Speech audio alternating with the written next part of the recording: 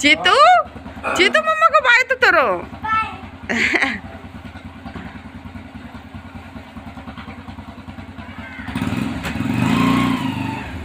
चलो भैया।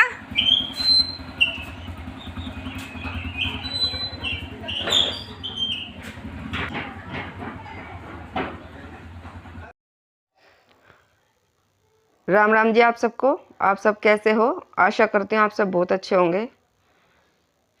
सोमवार का दिन है और आज बच्चे स्कूल गए हैंगे। दोनों बच्चे मेरे स्कूल चले गए हैंगे। बच्चों के लिए मैंने नाश्ता और उन्हें तैयार करके उन्हें स्कूल भेज दिया। उनको नाश्ता खिला दिया और उनके टिफ़िन वगैरह मैंने मतलब कि उनको बांध कर दे दिए हैं।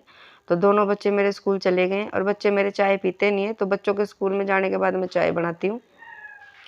तो यहाँ पे अभी के पापा बच्चों को स्कूल छोड़ने के लिए गए हुए हैं। इतने में मैं उनके लिए और अपने लिए चाय बना लूँगी यहाँ पे। और ये मेरा डेली का ही रूटीन है। बच्चे जब स्कूल चले जाते हैं उनके जाने के बाद ही मैं मतलब कि अपने लिए मतलब फ्री हो पाती हूँ, क्योंकि जब तक वे स्कूल नहीं जाते उन्हीं के कुछ ना कुछ काम घर में निकल जाते हैं। कभी उनको कुछ देना होता है, कभी कुछ। इसलिए तो फिर चाय फिर मैं बिल्कुल आराम से ही रिलैक्स होके ही पीना पसंद करती हूँ। भागा दौड़ी में मुझसे चाय नहीं पी जाती हैगी। तो बच्चों के जहाँ स्कूल जाने के बाद ही फिर मैं अभी के पापा के लिए और अपने लिए चाय बनाती हूँ। तो हम दोनों फिर बैठ के चाय पियेंगे। तो अभी के पापा आ गए थे, तो किचन में जब आए थे ना, तो उन्होंने दूसरी वाली गैस जला के थोड़े से अपने हाथ को सेक रहे थे, क्योंकि अब ठंड है ना, तो इसलिए फिर हाथ थोड़े लाल हो जाते हैं। बाइक पे जब बच्चों को स्कूल छोड़ने के लिए जाते हैं तो उनको थोड़ा सेक रहे थे हाथों को 5 मिनट के लिए गैस चला के। तो बस उन्होंने फिर अपने हाथ सेक लिए थे। तो फिर चाय छान के और अभी के पापा और मैं बैठ के धूप में ही चाय पीने लग गए थे। धूप इतनी आई नहीं थी, पर लेकिन ये था कि शुरू हो गई थी घर में धूप निकलना।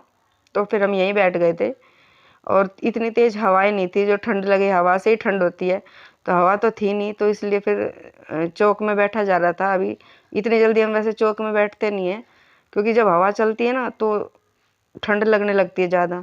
तो आज इतनी हवा नहीं थी तो हम यहीं बैठ के चाय पीने लग गए थे, नहीं तो हम चाय अंदर बैठ कर ही पीते कमरे में।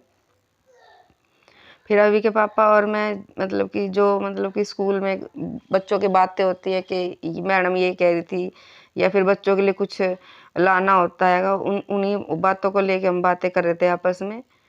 तो फिर अभी के पापा को मैं बता रही थी जो जो बातें थी, तो वे मेरी सुन रहे थे, मैं उनकी सुन रही थी एक दूसरे से। और फिर कुछ घर की गपशप शुरू हो गई थी हमारी।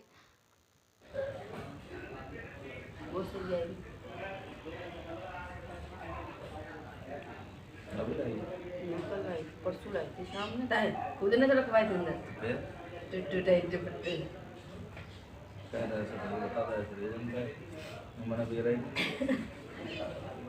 तो बना चाय का देगा अंदर ये चले बना चलो ठीक आई बनाऊं ना चूल्हे पर रोटी बता ना, तेरा टाइम पे अभी ना बाड़ों का टाइम पे क्यों ना टाइम पे कैसे बनाऊं? सुबह बना के दो, सुबह 4 बजे उठ रोटी बना दूं। ओ चला हां चलो हां पहले बना उस पर चाय और उठा सब में चलो भी चाय पियो। ओ अथम खूब हवा में तभी अरे बैठ जाओगे चौक वहां के हम आंखें बैठेंगे अंदर। हां मैं पागलों की तरह मंडी रहो यार और काम भी इसका चल लेता।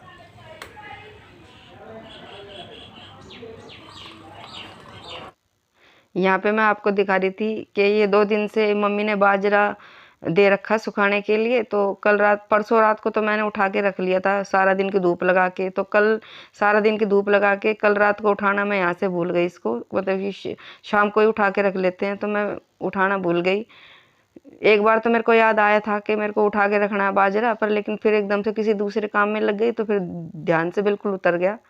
तो चाय पीने के टाइम पे मैं अभी के पापा से ये बात भी कर रही थी कि आज तो मैं इस बाजरे को उठा के रखना मैं भूल गई। परसों तो मम्मी ने फ़ोन कर दिया था कि बाजरे को उठा के रख दियो, तो पर लेकिन कल फिर मैं भूल गई, क्योंकि मम्मी का फ़ोन भी नहीं आया और मैं अपने दूसरे कामों में लग गई।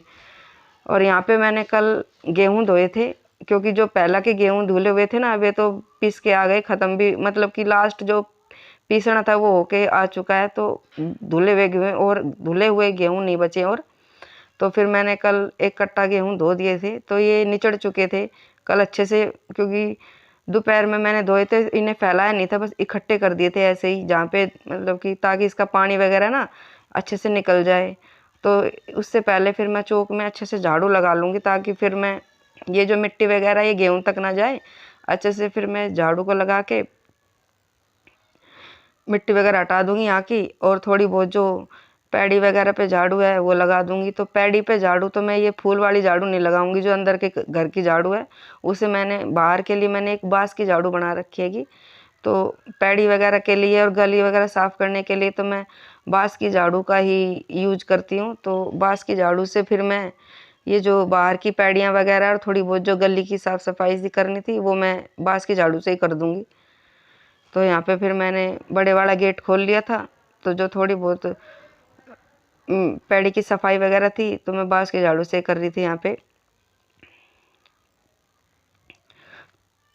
और फिर ये जो गेहूँ थे ये मेरे को फिर एक कपड़े पे फैलाने थे, क्योंकि गेहूँ थोड़े ज़्यादा थे। तो ये अगर मैं खाट पे भी डाल सकती थी, पर लेकिन है ना, खाट पे डालने से एक दिक्कत और होती है कि यहाँ पे कबूतर बहुत आ जाते हैं। जब गेहूँ वगैरह धुलते हैं सुखाते हैं ना, तो बहुत ही मतलब कि कबूतर इकट्ठे हो जाते हैं खाने के लिए। खाए तो कोई बात नहीं, खाने का तो कोई वो नहीं है नहीं, पर लेकिन ये ना खाट पे अगर इनको सुखा देते ना तो सारे मतलब कि बिखेर देते हैं, तो वे फिर समेटने पड़ते हैं। तो और रोज़ का ही काम हो जाता है, क्योंकि गेहूँ तो 3-4 दिनों में जाके सूखेंगे, तो रोज़ ही वे ऐसे ही फैला के चले जाएंगे कबूतर।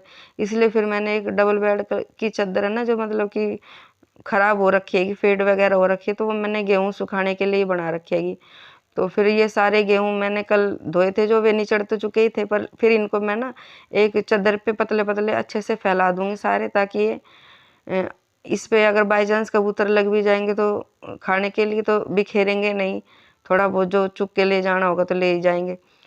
और वैसे भी आने तो न जब मतलब कि और किसी अंदर काम में लग जाते हैं तभी आते हैं। अगर बाई चांस चौक में काम करते रहते हैं ना, फिर ये कबूतर नहीं आते हैंगे। अगर अंदर किसी काम में लग जाएं ताकि, तो फिर तो पीछे से कबूतर सारे मतलब कि गेहूँ के ऊपर आ जाते हैंगे। तो यहाँ पे मैं सुबह सुबह की धूप निकली नहीं अच्छे से, तो अभी फैला दूँगी, फिर सारा दिन की धूप इन गेहूँ पे अच्छे से लग जाएगी। तो यहाँ पे फिर मैंने अच्छे से इन गेहूँ को फैला रही थी। जिस तरीके की मतलब कि धूप निकलती है, तो उस धूप में तो ये 3 दिन में अच्छे से सूख जाएंगे।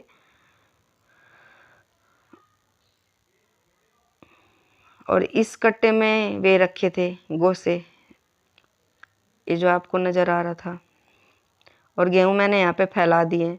फिर जो ये आटा मतलब कि रखा था, पीस के आ चुके थे गेहूँ, ये आए हुए तो 2-3 दिन के थे, बस आटे के ड्राम में डालना ही ध्यान नहीं रहता था, इसी में से ही छान के रोटी वगैरह बना लेती थी। तो आज मैं इसको भी ड्राम के अंदर डाल रही थी, जो कट्टे के अंदर आटा रखा था वो सारा इसमें डाल दूँगी बस।